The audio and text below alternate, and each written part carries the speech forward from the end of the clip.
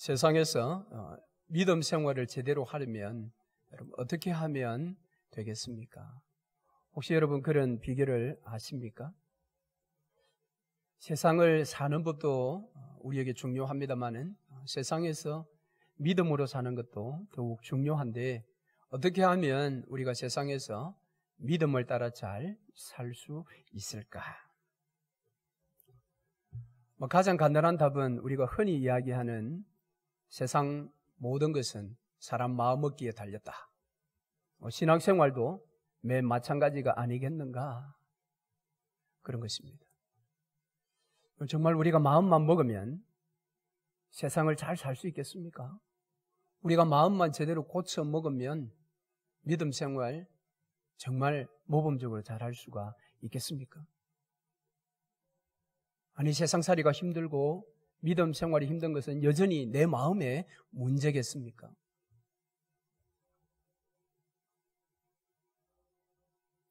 어떤 제자가 스승에게 이제 여러 가지의 배움을 배우면서도 이 제자는 세상에 대한 불평과 불만이 끊이지 않았습니다. 계속해서 스승에게 세상에 대한 불평을 쏟아놓습니다. 그날도 불평을 쏟아놓자 스승이 이 제자에게 이야기를 합니다. 가서 소금을 한 사발 가져오고 또 물 한 컵을 가져와라. 제자가 두 가지를 다 가져오고 왔습니다. 스승이 그 소금에서 한 움큼 소금을 쥐어서 이제 컵에 있는 물에 타서 휘 저어서 제자에게 줍니다. 마시라는 겁니다. 제자는 인상을 찡그리면서 그것을 다 마셨습니다. 스승이 묻습니다. 맛이 어떠냐? 화가 잔뜩 묻어나는 목소리로 짭니다. 그렇게 대답을 했습니다. 이제는 나를 따라오너라. 그러면서 호숫가로 소금과 이 컵을 가지고 갔습니다. 거기에 호숫가의 물에 이 남은 소금 전부를 다 부어버렸습니다. 그리고 스승을 휘 저어놓고 물 한 잔을 떠서 마시라고 했습니다. 제자가 그것을 떠서 마셨습니다. 그래, 그 맛은 어떠냐? 제자는 하나도 짜지 않습니다. 그렇게 대답을 했습니다. 그때 스승이 말하기를, 그래, 소금의 짠 그 맛은 변하지 않아. 그러나 그 소금을 받아들이는 그릇이 어떠하냐에 따라 그 짠맛의 강도는 달라질 수가 있어. 자, 이것은 한 우화입니다. 특별히 우리 인생에 있어서 어떤 핍박, 고난, 역경 그런 것들이 우리에게 몰려올 때에 어떤 인생치고 그것을 피할 수 있는 사람이 누가 있겠어요? 그런 것들을 만나지 않는 인생이 누가 있겠습니까? 모든 사람은 다 인생을 살아가면서 적어도 몇 번은 고난과 핍박을 경험하게 되는데 그럴 때에 너가 어떻게 반응할 것인가 라는 것입니다. 오늘 이 스승은 말하기를 그런 일이 있을 때에 어떤 긍정적인 사고방식으로 돌파를 하라고 이야기하지 않고 이 스승의 이야기는 너의 그릇을 키우라는 것입니다. 그래서 그 고난과 모든 핍박이 있다 할지라도 그것을 오롯이 너가 품어버려라. 너가 큰 그릇이 되어서 그것을 다 품으면 너가 그것을 이길 수 있어. 여러분, 이것이 이 우화의 교훈 이야기입니다. 여러분, 과연 그렇습니까? 인생에서 우리가 만나는 그런 여러 가지가 우리의 어떤 원함이 아닌 것들이 우리에게 밀어 닥쳤을 때에 우리의 이 그릇만 점점 키우면 그 모든 것들을 다 품어서 소화해낼 수가 있겠습니까? 이것은 우리의 마음을 더욱더 크게 넓히면 된다라는 그런 말과도 같은데요. 어쩌면 이 우화가 이야기하고 있는 교훈은 그건 너 마음 먹기에 달렸어. 너 마음을 호수처럼 넓게 만들면 어떤 고난의 가시가 있다 할지라도 너가 그걸 다 품으면 돼. 그러나 여러분, 이것은 세상의 이야기입니다. 성경은 그렇게 말하지 않습니다. 세상은 우리가 환난이나 고난이나 인생의 가시 앞에서 우리의 마음을 고쳐먹으면 그것을 극복하고 이길 수 있다고 그렇게 이야기하지 않는다라는 것입니다. 그럼 어떻게 해야 하는가? 자, 그것을 오늘 본문의 말씀을 통해서 한번 찾아가 보겠습니다. 우리 하나님께서는 모든 인생들을 향하신 그런 놀라운 뜻을 가지고 있습니다. 우리 개인을 향하신 하나님의 뜻이 다 있습니다. 그 뜻은 우리 얼굴이 다 다른 것처럼 우리 각자를 향하신 하나님의 뜻이 다 다를 것입니다. 그러나 우리 모두에게 공통적으로 뜻을 가지고 있는 뜻도 있습니다. 그래서 우리가 그 뜻을 안다면 그 뜻 앞에 우리 모두가 한 마음이 되어서 그 하나님의 뜻을 우리의 삶 속에 이루어 내어야 합니다. 즉, 그 뜻을 우리의 삶에 살아내어야 합니다. 자, 성경에는 우리를 향하신 하나님의 뜻이라는 이 문장이 몇 부분 나타납니다. 오늘 본문에도 그것이 나타나는데 너무도 분명하게 우리에게 주어집니다. 이것이 하나님의 뜻이다. 자, 오늘 세 가지를 이야기하죠. 항상 기뻐하라, 쉬지 말고 기도하라, 범사에 감사하라. 하나님이 저와 여러분을 향해서 가지고 계시는 그 뜻이 바로 이 세 가지라고 이야기를 합니다. 자, 그러면 일반적으로 이 뜻이 우리에게 향하신 뜻이라는 것을 말하기 전에 이 뜻을 처음 받았던 데살로니가 교회 성도들의 그런 형편을 한번 생각해 보는 것이 먼저 필요할 것입니다. 이 세 가지의 명령은 데살로니가 교회 성도들에게 준 것입니다. 자, 이 데살로니가 교회는 사도 바울이 이제 전도 여행을 할 때 세웠던 교회지요. 그가 이 데살로니가에서 복음을 전하기 전에는 빌립보에서 먼저 복음을 전했습니다. 그런데 이 유대교인들이 핍박을 해서 그를 빌립보 감옥에 가두었습니다. 빌립보 감옥에 갇혔던 이 바울이 거기에서 놀라운 기적을 경험하면서 감옥에서 나오지 않습니까? 빌립보 감옥에서 나왔던 바울은 그 도성 빌립보에 있을 수가 없었습니다. 그래서 이동해 갔던 지역이 바로 이 데살로니가 도성입니다. 여기에 실라와 디모데와 함께 세 사람이 와서 복음을 전했는데, 특별히 복음을 전할 때 이 데살로니가 교회에서는 재림에 관한 복음을 중심으로 예수 그리스도의 말씀을 전했습니다. 그것은 자신의 어떤 인간의 말이 아닌 성령의 능력과 어떤 큰 확신 가운데 복음을 데살로니가에도 전했더니 이 데살로니가에서 그 복음을 받을 때에 성령의 기쁨 가운데서 이 복음을 받았다라고 데살로니가전서 1장 5절 6절에서 이야기를 하고 있습니다. 성령의 기쁨으로 이들이 받고 보니까 이 복음의 역사가 데살로니가 지역에 굉장히 강력하게 일어났습니다. 이제 그것을 사도 바울이 보면서 다른 지역으로 또 전도하러 떠나게 됩니다. 그리고 얼마 있지 않아서 자기가 세웠던 이 데살로니가 교회에 문제가 있다라는 소식을 듣게 됩니다. 교회에 어려운 점이 있다라는 소식을 듣고 자기가 가서 문제를 해결해 주려고 했지만 사단이 그 길을 계속해서 막았다고 합니다. 그래서 영적인 아들 디모데를 보냅니다. 가서 교회 상황을 알아보라고 보내었습니다. 자, 그래서 이제 디모데가 와서 그가 알아본 데살로니가 교회의 형편을 사도 바울에게 이야기하는데 두 가지를 이야기를 합니다. 특별히 하나는 좋은 소문이 나고 있습니다 라는 것과 또 하나는 여전히 지금도 사도 바울 선생님을 사모하고 있습니다 라는 이 큰 두 개의 부분을 이야기를 합니다. 그러면서 다른 구체적인 상황에 대해서도 이제 바울에게 소개를 합니다. 자, 문제는 좋은 소문이 났다라는 것은 이 데살로니가 교회에 정말 좋았던 소문이 무엇인가 하면 이 믿음의 역사가 있다라는 겁니다. 그들이 복음을 믿었을 때에 이 복음의 역사가 일어나고 있었습니다. 그것이 교회 안에만 일어난 것이 아니라 바깥으로 소문이 나는, 그 다음에 그들 가운데 사랑의 수고가 있더라라는 소문을 전했습니다. 그들은 서로 사랑했습니다. 사랑할 때 반드시 수고함이 필요한데 그 수고를 감내하며 사랑의 수고가 있었다고 이야기합니다. 뿐만 아니라 재림의 주님을 기다리는 이 소망 가운데 인내를 가지고 끝까지 소망을 붙들고 있었습니다. 여러분, 데살로니가 교회에 이 놀라운 세 가지의 소문이 그 지역에 이렇게 퍼져 있었던 것입니다. 여러분, 그 소리를 듣고 바울이 얼마나 기뻐했겠습니까? 자기가 복음을 전하고 세웠던 교회에 이 같은 아름다운 소식들이 나타나다니.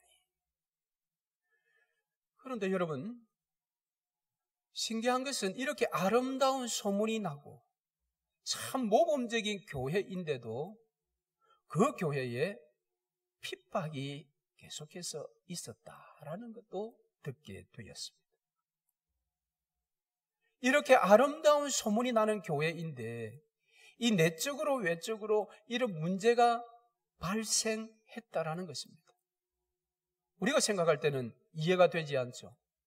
교회가 믿음의 역사도 없고 사랑의 수고도 없고 소망의 인내도 없을 때 교회에 문제가 발생한다고 우리가 생각할 수 있는데 이 데살로니가 교회는 그런 아름다운 소식 가운데 문제가 나타났다라는 겁니다. 자, 외적인 문제는 핍박입니다. 사실은 복음을 처음 사도 바울이 전할 때도 복음을 믿게 될 때에 핍박이 올 것이라고 사도 바울이 이야기를 했습니다. 자, 그 데살로니가전서 1장 26절에 보니까 너희가 많은 환난 가운데서 성령의 기쁨으로 도를 받아 우리와 주를 본받는 자가 되었으니. 자, 이런 성령의 기쁨으로 도를 받았으나 그들 가운데 핍박이 계속해서 있었습니다. 그치지 않았습니다.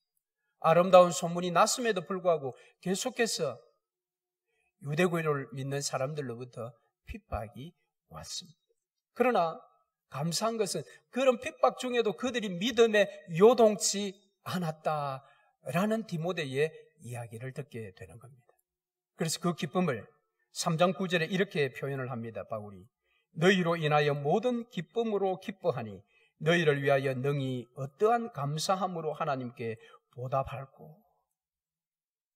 믿음을 끝까지 붙들고 믿음의 아름다운 소문이 났음에도 계속해서 그치지 않는 핍박 가운데 있었지만 그들이 그럼에도 불구하고 믿음에 요동치 아니하며 믿음으로 그것을 이기고 있다라는 소식을 들었을 때에 사도 바울의 기쁨이 굉장히 충만해서 이 기쁨의 소식을 듣게 하신 하나님께 내가 무엇으로 보답할고. 그런데 사실은 이 외적인 문제보다는 내적인 문제가 사실은 복합적인 문제를 가지고 있었습니다. 그 내적인 문제는 여러 가지 문제가 나타났습니다. 한 8가지 정도로 정리를 해볼 수 있는데요. 첫 번째는 교회 안에 세속화의 물결이 밀려 들어왔다라는 겁니다. 이렇게 아름다운 소문이 나고 있었음에도 불구하고 교회 안에 이제 세속화의 물결이 이제 일어나게 된 것입니다. 그 다음 그들이 겉면을 상실해 가고 있다라는 겁니다. 또한 그들을 가르치는 사역자들을 소홀히 대하더라라는 것입니다. 그들은 또한 연약한 성도들을 무시하기 시작했다라고 이야기를 합니다. 그리고 그들 가운데 기쁨이 점점 사라지고 있다. 그들이 기도에 게으르고 있다. 그들 가운데 감사를 찾아보기가 어렵다. 그들은 성령의 은혜를 잊어가고 있었습니다. 라는 그런 내적인 문제를 이제 디모데로부터 듣게 됩니다. 그래서 사도 바울은 이 내적인 문제를 해결해 주기 위해서 직접 갈 수 없었기에 편지를 썼는데 그 편지가 바로 데살로니가 전서입니다. 그래서 이 8가지의 문제를 중심으로 그들의 문제를 처방하기 위해서 이 편지를 썼는데 그 가운데 특별히 이것이 하나님의 명령이요 하나님이 간절히 원하시는 뜻이라고 구별되어 세 가지를 딱 지적해 뒀는데 그 세 가지가 오늘 우리가 읽은 본문의 말씀입니다. 항상 기뻐하라, 쉬지 말고 기도하라, 범사에 감사하라. 이것을 그 어떤 문제보다 가장 우선적으로 가장 강조점을 두어서 지금 그들에게 편지한 것입니다. 자, 그러면 이 세 가지의 명령을 간략하게 한번 살펴보겠습니다. 하나님의 뜻인 이 세 가지. 첫 번째가 항상 기뻐하라 그랬습니다. 자, 여기 어떤 상황에 따라 기쁨이 요동하는 것이 아니라 상황을 초월하여 기뻐하라고 이야기를 합니다. 자, 환경을 초월하여. 오늘 저와 여러분의 기쁨은 주로 무엇입니까? 환경에 좌우되는 기쁨입니다. 그렇지 않습니까? 환경에 좌우되는 기쁨이 아니라 항상. 그러니까 여기에서 말하는 이 기쁨은 세상이 말하는 기쁨과는 다른 것입니다. 상황을 초월한 그 기쁨을 너희들이 항상 가져라. 자, 그런데 그러면 상황을 초월하여 항상 우리가 기뻐해야 된다면 산상수훈 가운데 팔복 가운데서 애통하는 자가 나옵니다. 예수님 말하기를 애통하는 자는 복이 있나니 그랬습니다. 아니 그러면 항상 기뻐하지 말고 우리가 애통도 해야 되는 것 아닙니까? 그러면 오늘 여기 항상 기뻐하라는 이 말씀은 산상수훈에 애통하는 자를 정죄합니까? 그러나 여기서 말하는 것은 그것이 아니라는 것을 우리가 알지요. 무엇인가 하면 산상수훈에서 이야기하는 애통하는 자는 복이 있나니라고 할 때 무엇 때문에 애통하는 자를 복이 있다고 합니까? 내가 갖지 못한 것 때문에 애통해하는 것, 남들보다 내가 적은 것 때문에 가슴 아파하고 애통하는 그것이 아니지요.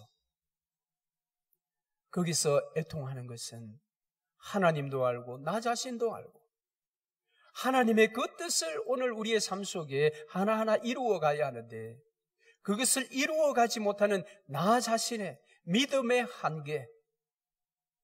로마서 7장에서 사도 바울이 고백한 것처럼 내가 원하는 바는 내가 행하지 아니하고 내가 원치 아니하는 그런 악을 내가 행하는 것 때문에 가슴 아파하는 이 사도 바울 심정과 같이 우리 속에 그러한 애통이 있을 때는 그것이 진정으로 복이 된다라는 것입니다. 그때 하나님은 그 영혼을 위로하시는 것입니다. 오늘 이 세상을 보십시오. 주님 오실 날이 가까움에도 불구하고 주님 앞으로 나오지 아니하고 오히려 더 멸망을 향해서 치닫고 있는 이 세상을 보십시오. 오늘 믿는 자들을 향해서 강력하게 공격하고 있는 이 세상의 분위기를 보십시오. 이러한 분위기를 바라볼 때에 그들이 돌이키지 아니하고 멸망을 향해서 치닫고 있는 그 모습을 바라보며 안타까워하며 애통해하며 그들을 구원하지 못하고 그들의 멸망길을 가로막지 못하는 우리의 믿음의 연약함, 그것 때문에 가슴을 치며 애통해하는 그 사람을 하나님은 복되다 그렇게 이야기합니다. 그렇기 때문에 오늘 여기 항상 기뻐하라 라는 이 명령은 앞서 말씀드린 산상수훈과 같은 그런 애통해하는 사람들의 믿음을 정죄하는 것이 아닙니다. 그러므로 여러분 우리가 항상 기뻐해야 하지만 또한 우리 가운데 애통함이 있어야 할 것입니다. 자, 두 번째는 쉬지 말고 기도하라 이야기합니다. 여기 쉬지 말고라는 이 말은 16절에 항상이라는 이 말과 비슷한 의미를 가지고 있죠. 멈추지 말고 계속해서 이런 의미를 여기에서 우리가 볼 수가 있습니다. 그러나 여기 쉬지 말고라는 이 원 단어는 단지 하던 것을 멈추지 말고 계속해 라는 그런 일반적인 어떤 의미를 나타내는 단어가 아닙니다. 물론 성경에는 네가 하는 것을 멈추지 말고 계속해 라고 이야기할 때 사용되는 단어가 있습니다. 성경에 1000회 이상 사용되는 그런 의미의 단어가 있습니다. 그러나 오늘 본문에 여기 쉬지 말고라고 사용되는 이 단어는 성경에 딱 4번만 등장하는 단어입니다. 그러니까 여기에 번역이 쉬지 말고 이렇게 되어서 그냥 16절의 항상과 같이 멈추지 말고 계속해서 기도해 라는 그런 일반적인 의미로 볼 수 있으나 여기 쉬지 말고라는 이 단어, 원 단어가 가지고 있는 뜻은 조금 다릅니다. 그것이 무엇인가 하면 여기에 표현하는 것은 이 밑바닥이 없는 어떤 큰 이 구덩이라고 생각을 해보십시오. 그 밑바닥을 알 수 없는 거기에 무엇인가가 떨어지면 그 떨어짐은 한순간도 멈추지 않습니다. 그리고 끝도 없습니다. 실시간 계속해서 무한대로 떨어지는 그런 의미에서의 계속됨, 그것을 표현하는 단어라고 합니다. 즉 그러니까 여기에 쉬지 말고라는 것은 사도 바울이 너희들이 기도를 다른 시간을 좀 제쳐두고 계속해서 그 시간을 이어가라 그 정도가 아니라 여기 쉬지 말고 기도하라라는 이 의미는 너희들의 삶에 어떤 극한 상황이 온다 할지라도 너희의 삶이 끝이 보이지 않는 그런 깊은 골에 빠져서 언제 끝에 닿을지 땅에 닿을지 알 수 없는 삶의 절박함 가운데 있다 할지라도 너희들은 그래도 기도하라는 것입니다. 그러니까 여기에서는 굉장히 이 기도에 대해서 강조점을 연속해서 해야 할 강조점을 아주 강하게 지금 표현하는 단어를 사도 바울이 의도적으로 사용하고 있다는 것입니다.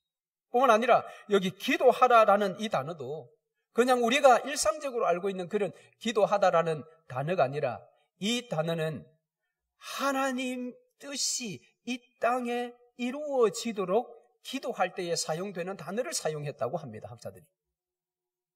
그 말은 너희들이 쉬지 않고 기도해야 될 그 내용이 너희 자신들의 것이 아니라 하나님의 필요를 쉬지 말고 기도하라는 것입니다. 하나님이 가지고 계시는 그 뜻이 이 땅에 이루어져야 하는데 그것이 이루어지도록 너희들이 쉬지 말고 기도하라. 그러므로 여기에서 쉬지 말고 기도하라 이 말은 우리에게 여러분 기도해야 할 제목들이 얼마나 많습니까? 그러니까 그 기도 제목을 쉬지 않고 계속해서 너가 기도해, 적어놓고 기도해, 그런 의미에서의 쉬지 말고 기도하라가 아니라는 것입니다.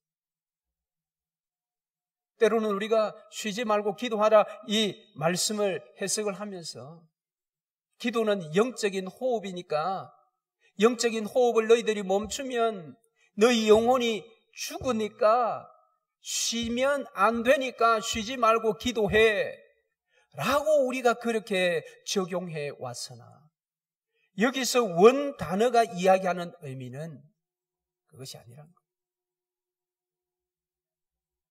우선순위에 있어서 먼저 시간을 내어 그것이 아니라 인생에 어떤 절박한 문제가 있다 할지라도 너희들이 하나님의 뜻이 이 땅에 이루어지는 그 기도는 쉬면 안 된다는 것입니다. 그것이 마태복음에서 이야기하는 너희는 먼저 그의 나라와 그의 의를 먼저 구하라는 말과 같은 것입니다. 여러분, 오늘 우리는 이런 기도의 자리에 나아가야 합니다.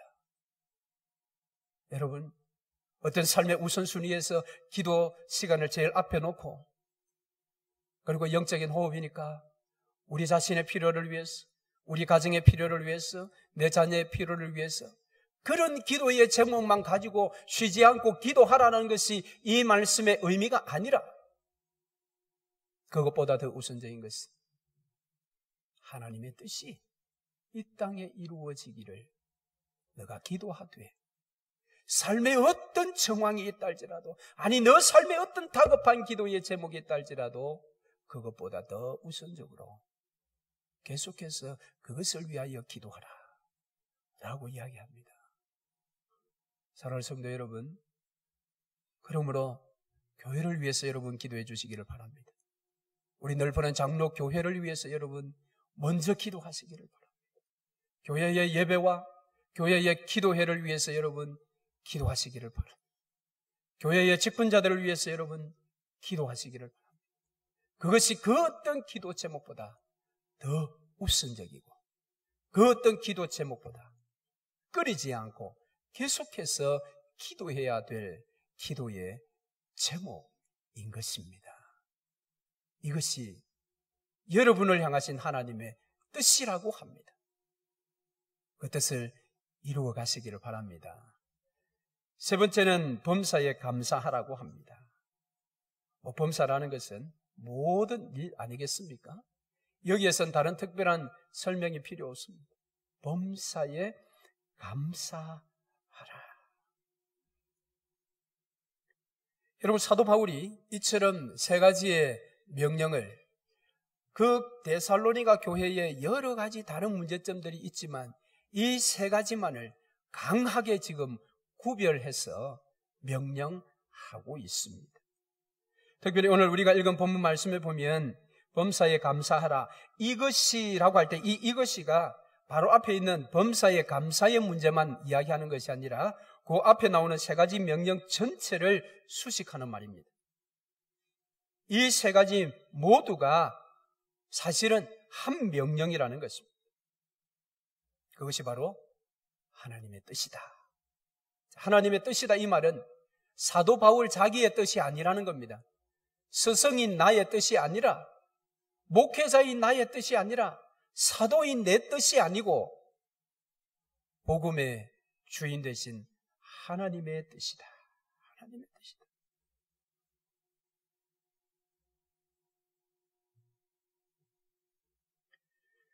이것은 저와 여러분을 향하신 하나님의 뜻이기도 합니다. 그러므로 여러분, 오늘 우리는 하나님의 뜻을 이루어 드려야 되지 않겠습니까?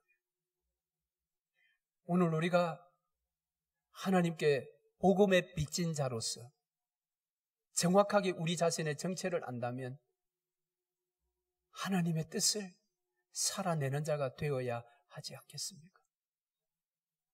그런데 실상 우리의 삶은 이 뜻을 이루어내기가 쉬운 것이 아닙니다.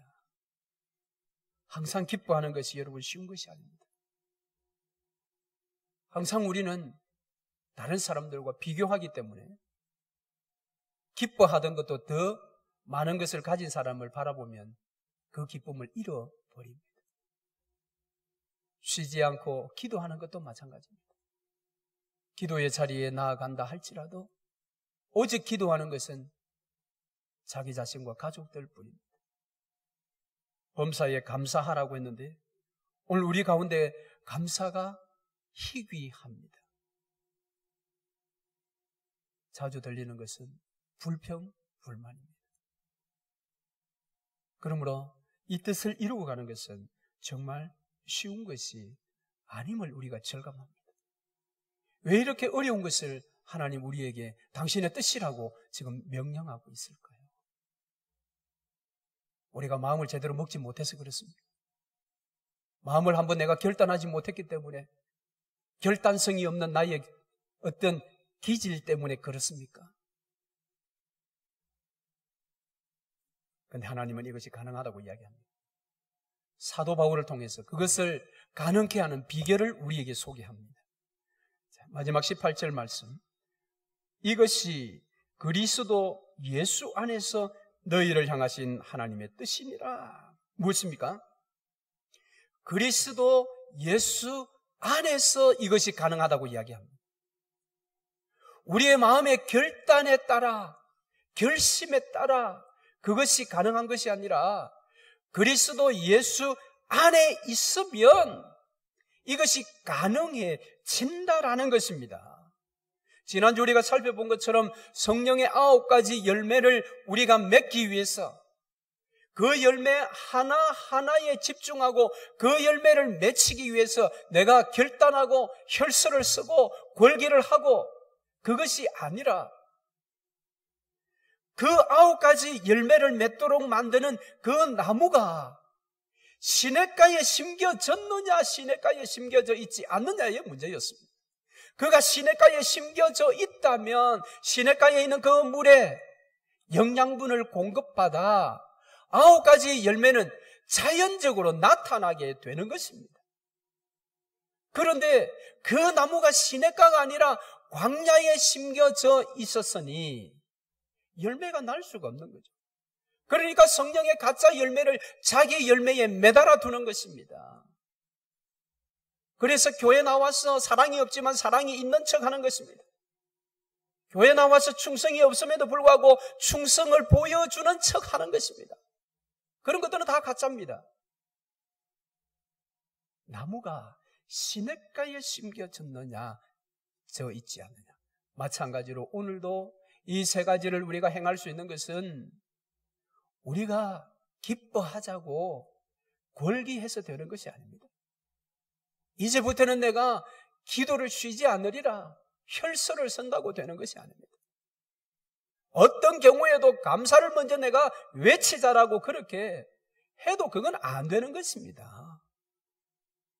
어떤 분이 간증을 하면서 그런 이야기를 하세요. 자기는 사업을 하다가 부도가 나서 감옥에 갔는데 감옥에 들어가서 제일 처음 했던 것이 사업 부도 나고 감옥 가게 하심을 감사합니다. 감사헌금 드렸다고요. 그게 여러분 옳은 것입니까? 그게 지금 간증할 수 있는 것입니까? 지금 우리 보고 그렇게 하라는 겁니까? 그건 다 가짜인 것입니다. 오늘 우리는 항상 기뻐할 수 없는 존재들입니다. 쉬지 않고 기도할 수 있는 사람들이 아닙니다. 저와 여러분. 범사에 더더구나 감사할 수 있는 그런 사람들이 저와 여러분이 아니에요.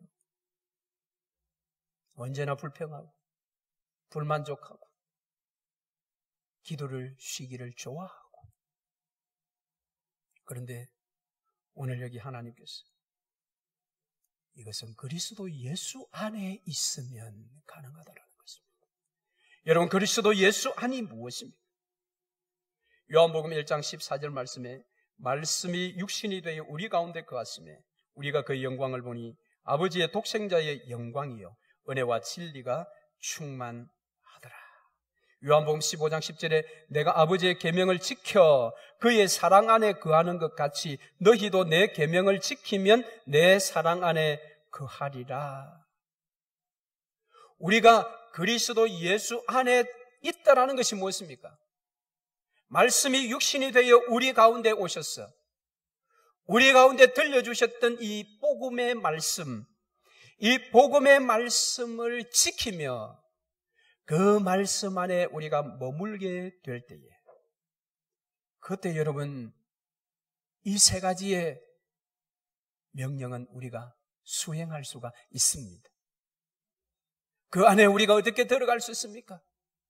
요한복음 6장 56절에 내 살을 먹고 내 피를 마시는 자는 내 안에 거하고 나도 그 안에 거하나니 예수님의 살을 먹고 예수님의 피를 마신 자만이 그리스도 예수 안에 들어갈 수 있다고 이야기를 합니다.